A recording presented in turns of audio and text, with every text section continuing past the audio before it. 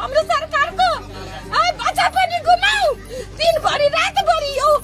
रोडमा बसेर कराऊ अनि केही पनि नपाऊ है अपराधीहरूलाई दाल भात खान मिलिरहेछ अनि भर्खै आज 10 दिनदेखि कराइरहेछौ के पाइयो हामी है नातिनी पनि गमायो सबै थोक गमायो अहिले सरकार पनि यसैमा बसेर खाइरहेछ हाम्रो कुरा सुनिरहेछ हामी गरिबको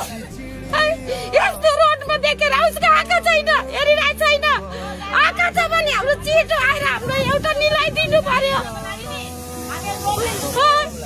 हाम्रो पुरै यस्ता गाउँलेहरूले मरिरहेछ के पायो हामी सरकारबाट न पुलिसको सहयोग पायो नि केही राम्रो गाउँकै हाम्रो दिदी बहिनीले सहयोग दिइरहेछ है त्यो पनि कराइरहेछ मानिरहेछ पनि आउँदैन दिँदैन भने हामी के दिनु आफ्नो प्रशासन पेटाउनु हामीले गोली मारिदिनु हामी सबै मर्न तयार छौँ न त त्यो अपराधीलाई ल्याएर हाम्रो सामने अगाडि उभाइदिनु हामी मान्छौ सबै खोलिदिन्छु बित्ती कहाँ छ सरकार सुनेछ भने आउनु 2 घण्टा